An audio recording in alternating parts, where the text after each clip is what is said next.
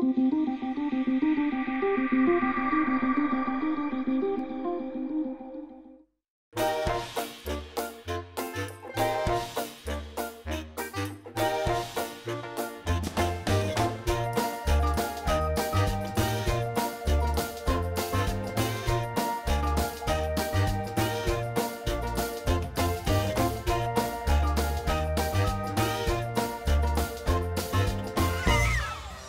toujours agréable de se rassembler en famille ou entre amis autour d'un bon repas ou autour d'une petite gourmandise.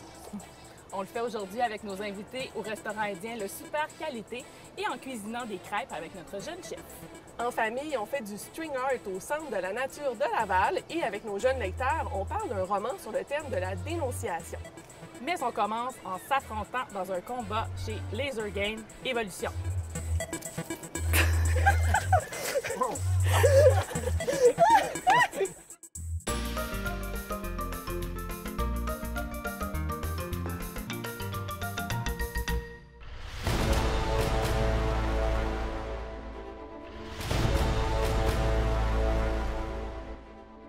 Cette semaine, on avait envie de faire une activité qui peut rassembler beaucoup de monde et qui, à l'occasion, peut nous permettre de jouer contre des gens que l'on ne connaît pas. Alors, pour s'amuser avec nous, on a invité Justin, Yumiel et Aidenis. Bonjour à tous les trois. Bonjour. Et on sait que vous avez une passion commune tous les deux, c'est le baseball. Oui. Justin, est-ce que tu joues régulièrement? J'ai joué pendant presque 8 ans, mais j'ai arrêté cette année. Puis est-ce que tu en écoutes? Est-ce que tu suis ça un petit peu? Oui, j'aime ça. Continue à suivre. Ça m'intéresse encore. Yumiel, toi? Ben, c'est ma 4e année que je vais jouer. J'aime ça et je trouve ça le fun. Est-ce que tu joues été comme hiver? Oui. Oui. Puis toi, Aidenis, tu encourages, tu fais la cheerleader derrière. Oui. Vu que vous aimez les sports de compétition, quand même, aujourd'hui, on va aller, entre autres, s'affronter en 2 équipes. On est au Laser Game Evolution au marché central à Montréal. On va commencer par la réalité virtuelle, puis ensuite, on fait toute une partie de laser. Nice. Ouais. On y va? Oui.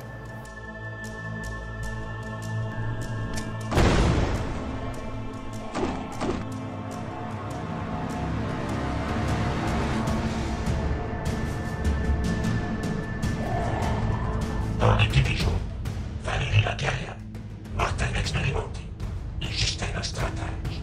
Et dans l'équipe des bleus, Marie la compétitive, Aidenis la téméraire et Juliette le rusé. Est-ce que tu peux nous expliquer comment on procède quand on vient faire une partie en famille? Alors, il faut toujours réserver, parce qu'on ne mélange pas les groupes, vous allez jouer uniquement entre vous avec votre famille. C'est pour ça qu'on a 3 labyrinthes différents, et c'est uniquement entre vous. Si vous êtes moins, c'est possible, il faut juste nous appeler, et on va essayer de vous mélanger avec d'autres personnes, mais toujours appeler à l'avance. On peut jouer en équipe, est-ce qu'on peut jouer de façon individuelle aussi? Alors, on peut faire jusqu'à 6 équipes différentes, ou faire du chacun pour soi, et c'est vous qui choisissez à chaque début de partie. Pour les jeunes enfants, à partir de quel âge environ on peut venir? Alors, c'est à partir de 6-7 ans, ou 1m20, 4 pieds, c'est pour qu'ils puissent porter le gilet, que ça soit confortable. C'est pas une question de sécurité, c'est juste une question de confort. C'est assez lourd quand même. C'est les mêmes pour adultes et enfants, donc voilà, à partir d'1m20, c'est correct. Puis est-ce qu'il y a plusieurs labyrinthes, plusieurs parcours qu'on peut tester? Alors, on a 3 labyrinthes différents. Ces labyrinthes ont plusieurs étages à chaque fois, et à chaque partie, on va vous changer de labyrinthe. Et si vous êtes vraiment très nombreux, vu qu'on peut jouer jusqu'à 35 personnes en même temps, on peut ouvrir des portes pour rejoindre et faire un très grand labyrinthe. Donc c'est un gros party. C'est ça. Merci. Avec plaisir. Est-ce que tu aimes ton travail? Oui, j'aime bien mon travail. Ça fait plus de 10 ans que j'y travaille. J'ai commencé en tant qu'animateur à m'occuper des fêtes d'enfants, et maintenant, je m'occupe du magasin. Comment tu t'es engagé dans ce travail? J'étais étudiant. Je faisais mes fêtes d'enfants en fait avant, quand j'étais petit, quand j'avais ton âge. Et c'est une marque française qui a plus de 20 ans. Donc j'ai fait mes fêtes d'enfants, je suis venu jouer avec des amis. Et quand j'étais étudiant, j'ai besoin d'un travail pendant l'été. Et je suis jamais reparti. Merci. Ok gars, je vais vous donner les résultats de la game. Ça s'est bien passé? Oui. Ouais. Alors, l'équipe bleue, c'est qui les bleus? C'est nous. Vous avez fait 4450 points. les OK, bleus. 4000. Et les jaunes, c'est les jaunes qui l'emportent avec 5 Bien joué les jaunes. C'est serré quand même. C'est serré, belle partie. Alors, Justin, Yumiel et Aidenis, qu'est-ce que vous avez aimé chez Laser Game Evolution? Est-ce que tu veux commencer? Ah oui, moi j'aimais tellement quand on traverse pour toutes les barrières, moi j'aimais tellement. C'était comme, je fais quoi, mais heureusement, Dans le labyrinthe. ouais. Oui, toi, Yumiel? Ben, j'ai aimé la réalité virtuelle. J'avais jamais mis un casque comme ça, et ben, c'était vraiment le fun. Et j'ai aussi aimé la partie de laser, j'en avais déjà fait beaucoup, j'aime ça et c'était fun. Et toi, Justin? Moi aussi, j'ai beaucoup aimé la réalité virtuelle. C'était différent de ce qu'on fait d'habitude dans ces endroits-là. Et la partie de laser aussi, c'était vraiment le fun. Et nous, ce qu'on aime beaucoup du laser ici, c'est la fine pointe de la technologie parce que, vous l'avez vu, on a un petit écran où on peut voir combien de munitions il nous reste, combien de temps il nous a tués. Oui, exactement. Donc, Valérie et moi, on s'est beaucoup tirés pendant la partie. On a vu nos noms apparaître souvent. Donc, ça, on aime beaucoup ça. Puis je pense que peu importe notre âge, là, la réalité virtuelle, c'est une expérience à vivre. Maintenant qu'on a beaucoup bougé, on a couru, on a sué, est-ce que ça vous a donné faim? Oui! Oui, on va aller manger au restaurant, on va aller partager un repas. Ça vous tente? Oui!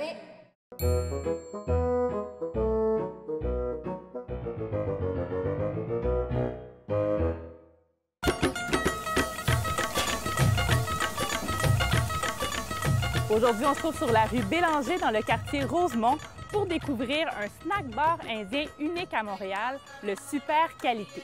Vous avez l'impression que la cuisine indienne se résume à du poulet au beurre et des pains nan? Eh bien ici, on va vous prouver le contraire en vous proposant quelque chose de différent, des spécialités qui proviennent notamment du sud de l'Inde. Vous allez voir des plats absolument irrésistibles. Bonjour, Étienne Clément. Salut. Merci de nous recevoir aujourd'hui chez le Super Qualité. Ça fait Vous plaisir. êtes 3 amis ici à avoir ouvert le restaurant et pourtant, vous n'êtes pas d'origine indienne. Les trois, on est des amoureux de voyage depuis longtemps. OK. D'ailleurs, on s'est rencontrés en Asie du Sud-Est il y a OK. une couple d'années, il y a à peu près une dizaine d'années. Puis on est allé régulièrement en Inde. On est tombé en amour avec la diversité, dans le fond, de la cuisine indienne. OK. Et puis souvent, les gens ne pensent pas que c'est à ce point de diversifier, justement, cette cuisine-là. Mais en revenant ici, on n'arrivait pas à trouver les mêmes plats qu'on avait goûtés là-bas. OK. Donc, ça nous manquait. Et puis, c'est un petit peu ça, le concept, là, dans le fond, du Super Qualité, c'est d'essayer de faire découvrir aux gens les plats qu'on avait découverts durant nos voyages là-bas. Oui, puis nous, comme classique de cuisine indienne, on connaît le poulet au beurre, par exemple, ou le poulet tandoori, les pains nan. Vous n'en servez pas ici. Exactement, ouais, c'est D'où ça. provient la nourriture que vous servez? En fait, ce qui se passe, c'est souvent comme les plats que tu viens de mener, c'est vraiment la cuisine de restaurant. Tandis que nous, ce qui nous différencie, c'est qu'on focus plus sur la cuisine, je te dirais, la cuisine de rue et la cuisine maison. Vraiment ce que les gens vont manger à la maison. Donc, c'était vraiment nos deux inspirations qu'on avait en faisant Donc, ce pour eux, resto-là. c'est quand même des classiques. Tout à fait. en Ouais, c'est Inde, vraiment, en fait, c'est juste- des plats très authentiques. On n'essaie pas de créer quoi que ce soit. On essaie de reproduire le mieux possible des recettes qui existent déjà, en fait. Puis les thalis, il y a des thalis à chaque semaine. Qu'est-ce que c'est Exactement. exactement un thali? Bien, le thali, c'est à la fois l'assiette et à la fois le plat. contenu. Il y en a un petit peu partout en Inde, à OK. travers l'Inde, mais chaque région va avoir des thalis avec des recettes différentes, dans le fond, qui vont être dans les petits plats en étal sur Donc, l'assiette. l'idée, c'est de mélanger le riz avec les Oui, il va différentes toujours avoir du riz. composantes. Des fois, il va y avoir des pains comme des chapatis ou OK. des pourris. Et puis, il va toujours avoir plusieurs plats, des légumes et parfois des protéines. Nous, on offre toujours une version végé, une version d'accord. non végé. Quand on vient manger ici, est-ce qu'il y a des incontournables qu'il faut absolument goûter lorsqu'on vient au Super Qualité? L'affaire, c'est que notre menu est quand même assez petit. On a seulement 3 entrées, 3 plats principaux. Donc, évidemment, on essaie que ça soit toutes des hits. Ben oui, bien Mais réalisé. je te dirais que moi, personnellement, j'aime beaucoup le dahi batata pourri, OK. qui sont les petites coquilles de blé. Qu'on prend une bouchée, idéalement. Exactement, qu'on essaye de... Explosion de saveur. Tout à fait. Puis, mais sinon, le masala dosa aussi, on est vraiment fiers. Ça, c'est un plat très typique du sud de l'Inde. Ça, c'était la crème. Oui, la c'est ça, crêpe. ouais. J'aime beaucoup aussi. Puis, vous recevez fréquemment des familles aussi. Qu'est-ce que vous pensez que les parents et les enfants aiment chez Super Qualité? Bien, je pense qu'ils aiment le fait que ce soit un petit resto de quartier, que ce soit vraiment convivial. Souvent, nos clients se parlent entre eux, ils se connaissent. Les enfants, des fois, se connaissent. Je pense qu'ils aiment ce côté-là. Le fait que ce soit abordable, que ce soit rapide. Aussi, la décoration, c'est vraiment très coloré là, à l'image un peu de l'Inde. Vous disiez que c'est une bonne idée de venir sur l'heure du dîner aussi en famille? Oui, tout à fait. Durant le midi, c'est plus tranquille. Donc, je pense qu'on a des familles, c'est bien pour eux. T'es sûr de ne pas faire de line-up. Puis... Oui, les enfants impatients vont recevoir leur Exactement. nourriture plus rapidement. C'est une atmosphère. La musique est moins forte. C'est une atmosphère un peu plus conviviale, familiale. Parfait, merci beaucoup. Ça fait plaisir. On est maintenant rassemblés pour déguster un bon repas indien. Ici, vous avez une salade de choux. C'est comme un coleslaw avec yogourt, arachide et il y a de la coriandre, différentes épices. On appelle ça la salade marathi. Ici, vous avez le dahi batata pourri. C'est des petites coquilles avec du blé. Il y a des pois chiches noirs, des pommes de terre, du yogourt, des chutneys de tamarin, chutney d'ail et piment. Ici, vous avez les okras frits avec le chutney de tamarin. Ici, c'est le bargar, qui est une inspiration du bun kebab pakistanais. Et ici, vous avez le thali de cette semaine, qui est un thali de la région du Karnataka. C'est avec le poulet souka, qui est un poulet rôti avec la noix de coco. Alors, on commence à partager tout ça? Oui! Oui, allez-y! Non, ouais, vraiment. La coriandre. Ouais. Est-ce que vous mangez épicé à la maison?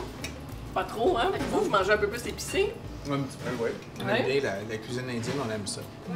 Mais ici, il y a un petit peu de tout. Il y a des trucs plus épicés, moins épicés. Je pense que ça peut plaire à tout le monde. Ouais. Merci. Salut, ça va bien? Ça va bien, toi? Oui. Ça fait combien de temps que le restaurant est ouvert? Ça fait un petit peu plus qu'un an et demi. Ouais? Ça va faire 2 ans bientôt. OK. Donc, vous êtes rencontrés en Asie du Sud-Est? Oui, ben en fait, mes deux collègues, c'est un couple, et eux se sont rencontrés en Australie, mais moi, je les ai rencontrés quelques années plus tard en Asie du Sud-Est. OK. Et vous avez tellement aimé la cuisine traditionnelle de l'Inde que vous avez décidé d'ouvrir un restaurant? Exactement, c'est vrai. Quand on est revenu ici, ça nous manquait toutes ces saveurs-là. Puis on n'arrivait pas à retrouver certains plats que tu as goûtés tantôt. Ouais. Puis c'était un petit peu ça. On voulait faire partager ça avec les gens. Là. OK. La majorité des plats, c'est des plats qu'on ne retrouve pas vraiment dans les restaurants ici à Montréal ou au Québec. Le seul plat que moi j'ai retrouvé dans d'autres restaurants, le masala dosa. Donc, peux-tu nous expliquer c'est quoi? Le masala dosa, en fait, c'est un des plats les plus typiques du sud de l'Inde. C'est une crêpe qui est faite à base de riz et de lentilles qu'on fait fermenter.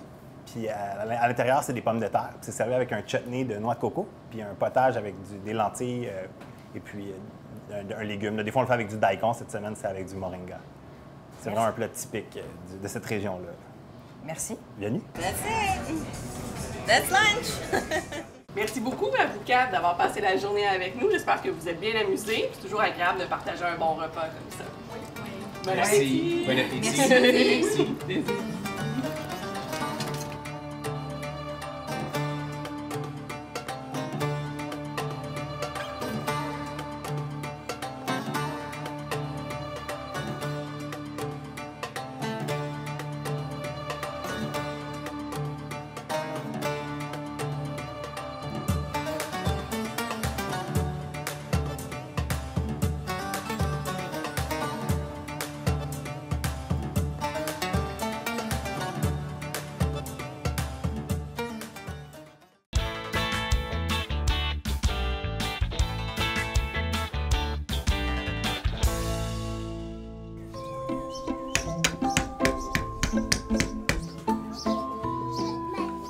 Cette semaine, notre artisan d'ici s'appelle Kolamaya. Il s'agit d'une entreprise montréalaise qui propose aux familles des kits de bricolage pour créer votre propre tableau en string art, que l'on pourrait traduire par art du fil.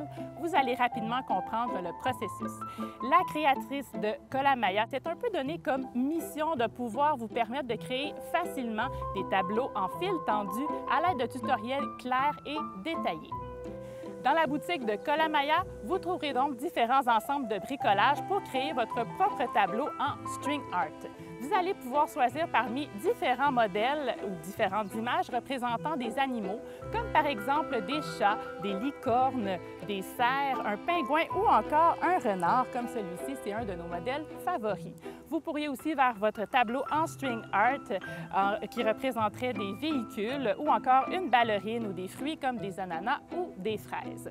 Dans chaque ensemble de Kolamaya, vous allez trouver tout le matériel dont vous avez besoin pour réussir votre création, qui pourrait servir à décorer la chambre de votre enfant ou que vous pourriez offrir en cadeau. Chaque boîte comprend donc les clous, la plaque, le fil, les accessoires et bien sûr aussi le tutoriel. Il ne vous manquera qu'un marteau pour pouvoir commencer votre création. L'activité de Kolamaya de String Art convient aux enfants d'environ 7 ans et plus, mais nécessite la supervision d'un adulte puisqu'il faut entre autres clouer. On en profite donc pour faire une belle activité familiale. Chez Famille au menu, on aime tout particulièrement l'originalité de l'activité proposée par Colamaya et aussi le fait que ce soit un beau passe-temps qui développe la confiance en eux chez nos enfants et aussi qu'ils développent leur créativité et leur imagination. Pour plus d'informations et pour consulter la boutique en ligne, on vous invite à aller faire un tour sur le site internet colamaya.com.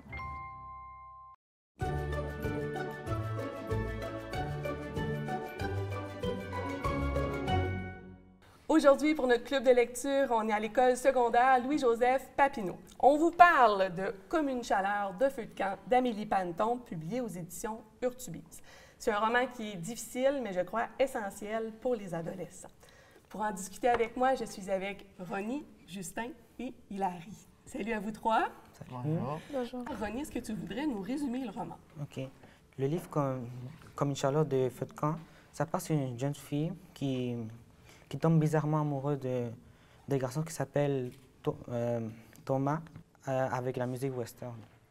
Puis, dans l'histoire, ça part sur qu'il y a des problèmes avec son frère qui a fait une agression sexuelle sur une fille. Puis... Ouais, donc, c'est pas un roman qui est facile, c'est pas une thématique évidente.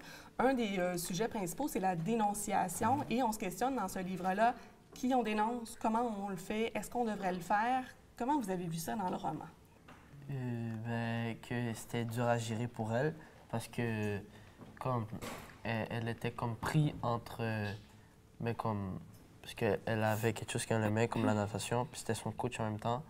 Puis elle a vu que son coach, il a fait quelque chose de pas bien, là. Fait que là, elle en a parlé comme un peu avec ses amis, mais comme elle savait pas comment vraiment gérer ça, elle devait dénoncer la situation. Puis c'est ça, là, elle savait pas comment vraiment gérer ça. C'est ça. Ça vous est déjà arrivé de vivre une situation un peu comme ça, où il faut dénoncer, on sait pas trop, on sait pas comment le faire? Non. Non? Tant mieux, en fait, si ça ne vous est pas arrivé, parce que c'est pas quelque chose qui est facile, à gérer. Ouais. Elle a des amis qui ont des goûts bizarres. Ouais. Quels sont les goûts bizarres de ces amis-là? Dans l'histoire, Léo, il aime la musique western. Ouais. Thomas aussi, parce que, vous voyez, son père, comme il l'a...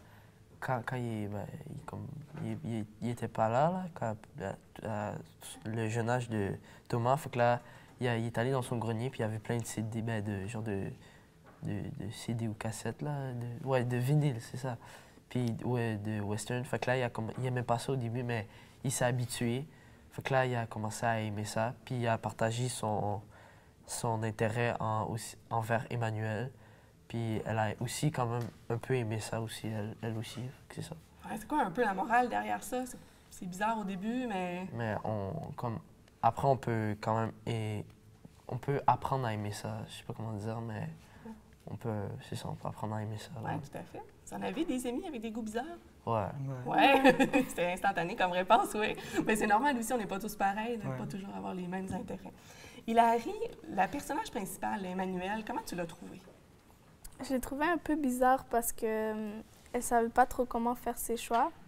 Puis quand elle était dans une situation difficile, elle essayait de trouver une façon comme rapide de s'en sortir, mais elle pensait pas vraiment à ce qu'elle disait. Ce qui mène à des conflits dans l'histoire. Tout à fait, plusieurs conflits. Hein? Donc, en amitié, en amour, c'est difficile là, pour ce personnage-là. D'ailleurs, elle va faire une annonce à un certain moment donné qui ne va pas plaire à d'autres personnages. Quelle est cette annonce? Elle a annoncé à son amie, je pense qu'elle s'appelle Rosalie, que son amie était gay, Derek, qui était homosexuel. Alors que personne ne le savait à l'école, donc c'était pas su. Comment ce dernier, il a réagi? Bien, il était fâché, mais après ça, il a pardonné. Parce qu'il savait qu'il fallait que le monde sache à un moment donné. Exactement. Donc, le personnage se pose beaucoup de questions. À qui elle se confie quand elle a des problèmes? Bien, vers ses amis. Ses amis. Ses amis, sa mère aussi. Sa mère aussi, hein, il y a un mélange des deux. Vous confiez à qui quand ça va mal? Ça dépend. Ça dépend. Ça dépend. Il y a certaines choses que je peux me confier à mes parents, mais il y a certaines choses que je ne peux pas parce que je sais qu'ils vont beaucoup parler, fait que j'aime mieux le dire à mes amis. Je pense qu'on est tous d'accord avec toi là-dessus, peu importe l'âge. Les parents, c'est pas toujours la solution la plus facile, oui. Donc, c'est ça. Ouais. Et puis la fin? C'est bizarre. C'est bizarre? Ouais, ça porte à confusion parce que dans l'histoire, on sait qu'elle finit sa relation avec Thomas, mais après ça, on ne sait pas s'ils reprennent. On sait juste qu'ils se parlent, mais on ne sait pas s'ils reprennent. Et elle parle aussi à son ami Derek. Un peu comme dans tout le roman, c'est en suspens. On ne sait pas trop où les relations s'en vont, les relations d'amitié, d'amour, là. On ne sait pas ce qui va se passer. Souhaitez-vous une suite pour voir ce qui va arriver avec les personnages? Ça serait intéressant de voir ce qui va se passer. Parfait. Merci à vous trois. On laisse maintenant la parole aux jeunes rencontrés dans les diverses écoles montréalaises qui vont vous présenter leur coup de cœur littéraire. Moi, j'aime Chéreux parce que c'est super intéressant. Ça parle d'agents secrets. Moi, ce que j'aime de Chéreux, c'est qu'il y a comme 17 tomes, puis après, tu as les origines, puis il y a beaucoup d'action. C'est des jeunes qui le font, alors c'est vraiment intéressant. C'est comme des choses de... l'émission, c'est des jeunes qui les font, alors c'est comme... Il y a beaucoup d'action, c'est vraiment bien décrit, puis c'est vraiment... Moi, j'aimais ça parce que c'est l'histoire d'un garçon. Du 10 au 12... du 1 au 12, c'est toujours lui. Comme Figure se dit, c'est de 10 à 17 ans, puis c'est un petit peu comme notre âge, c'est ça qui est cool. C'est comme si moi, je pouvais aller en mission d'infiltration puis arrêter des criminels. On aime la collection Chéreux!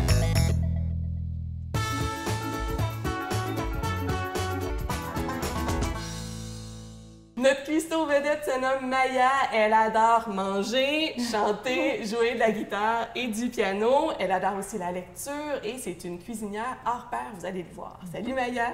Allô! Ça va bien? Oui, toi? Oui, merci. Qu'est-ce qu'on va cuisiner aujourd'hui? Des crêpes choco-banane. Choco-banane. C'est toujours un bon mélange, hein, ça. Alors, par quoi on commence pour ta recette de crêpes? Alors, toi, tu mets de la farine de blé entier. Je pense qu'on pourrait mettre la farine qui nous tente, finalement. On va avoir besoin de 2 tasses. Oui, attends, j'ai des crêpes, là. Qu'est-ce que tu cuisines dans la maison, sinon? Des fois, des gaufres, des omelettes. Donc, t'es une fille de déjeuner, c'est ça? Des fois, j'aide ma mère à cuisiner comme le souper ou le dîner. Alors, 2 cuillères à thé de poudre à pâte. Parfait. Et ensuite, le bicarbonate de soude.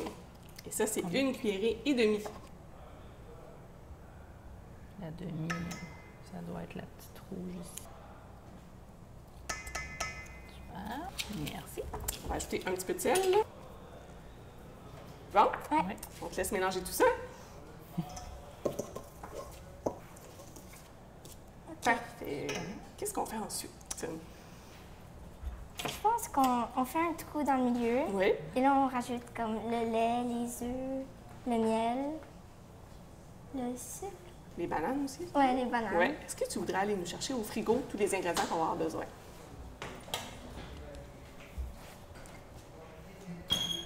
Merci.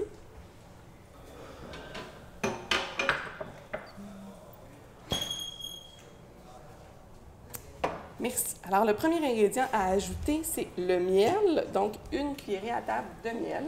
Ensuite, on va ajouter les 2 œufs, mais ils doivent être un petit peu battus au préalable.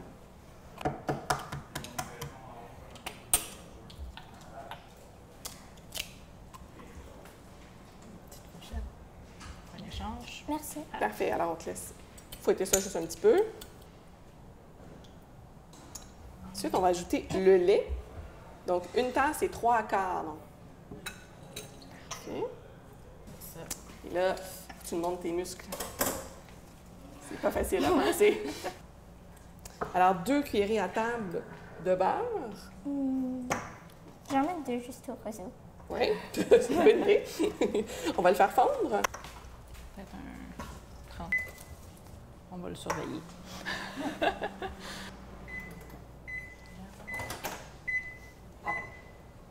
C'est bon, ça?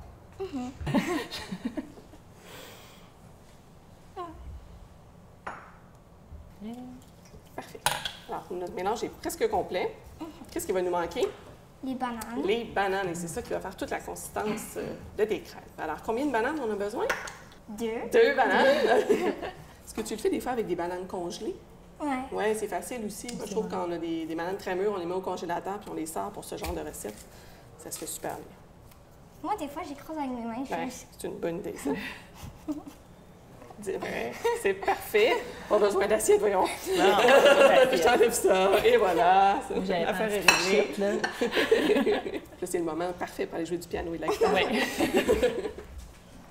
Alors, on mélange tout ça. Comme ça devrait être correct. Oui. Alors, qu'est-ce qu'il nous reste à faire? Ben moi, des fois, j'ajoute la cannelle. Ben, j'ajoute toujours la cannelle. Essentiel. Et la vanille. À peu près une demi-cuillère à thé.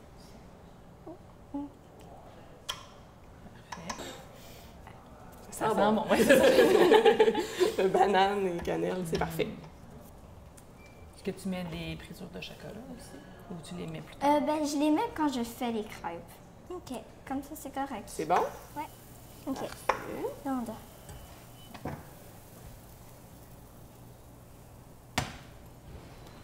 Les pépites, ne pas oublier les pépites de chocolat.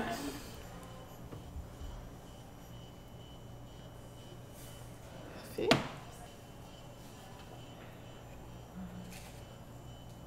OK, je pense que c'est correct. Mais la poêle est plus chaude. Ouais. Super. Bon appétit, on goûte? Bon appétit, on goûte. Ça a l'air très bon et ça sent très bon. Avec la crème fouettée. Excellente tes crêpes. Qu'est-ce que tu as dit? C'est bon. C'est bon? Ouais. Et merci beaucoup, Maya. Et merci à tous ceux qui ont participé à l'émission. On espère vous avoir donné le goût de cuisiner en famille autour d'un bon repas. C'est toujours agréable, surtout quand ce sont les enfants qui cuisinent. Oui, puis si vous avez envie de refaire la recette de crêpes aux bananes et pépites de chocolat de Maya, on vous invite à aller faire un tour sur notre site internet familleaumenu.com. Vous allez pouvoir trouver tous les détails de la recette, aussi plus d'informations sur l'émission d'aujourd'hui. Puis vous pouvez nous suivre aussi sur les médias sociaux. On aime ça beaucoup, vous organiser des concours et puis on vous réserve tout plein de belles surprises. Est-ce qu'on dit à bientôt? À bientôt! À bientôt.